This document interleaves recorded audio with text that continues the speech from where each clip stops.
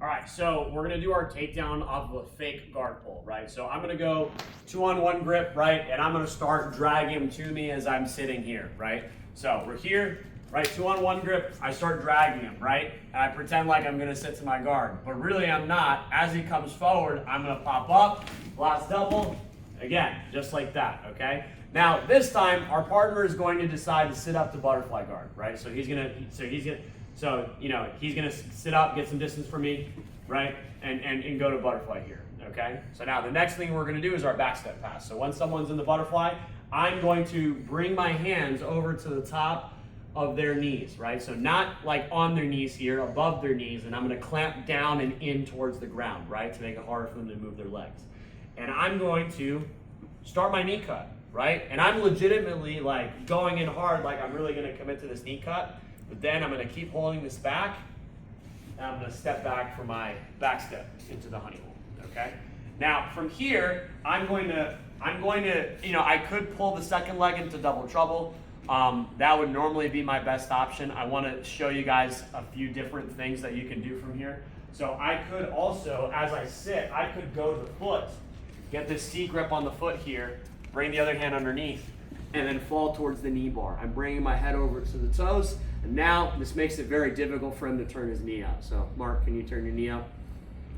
Yeah, it's pretty hard, right? So this grip, by pushing in, makes it hard for him to turn his foot, and then my head reinforcing it by putting pressure down on the toes also makes it very difficult. Now, I just position myself here. I'm gonna bite my heels down against his butt, and then I'm gonna start bridging and finishing this knee bar, okay? Now, what he's gonna do from here, so after I finish my knee bar, the next part to the sequence is he's just going to escape, right? So, let's say I didn't secure my foot in time, and he's going to turn like this, right, okay? Now, from here, he's gonna push my legs down, right? Take this leg completely out, get up on that knee. Now, he could choose to run away. Well, why would he do that, right? He could just come on top of me. So that's exactly what he's gonna do, yeah. So close, close, close. Keep this knee down. So keep this knee down. Yes, but lean your butt back on me. Spin, exactly. Get this underhook, and now slide through. Beautiful. So now he slides through. He slides through to side control here. So we're going to go over just a very basic side control escape and then finish in guard, and that'll be the last part of our sequence, okay?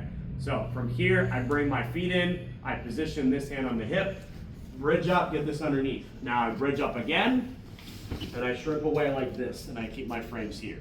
Now, bottom knee goes in, top foot goes in, and I recover my guard just like that, okay? And that will be the last part of the sequence. Now, for drilling, okay? Here's how we're positioning ourselves for the drilling, okay? So, first drill is just gonna be takedowns.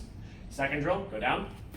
Just like we did for the previous lesson, my goal is to pass, but I can also win by lacing him, okay? So if I lace him in honey hole, I win. If I lace him in ashi, I win. So the purpose of that is to get the bottom person to be aware of and defend the laces and really get that in their head. So I don't need to submit, I don't need to pass. If I lace the leg, I still win, okay?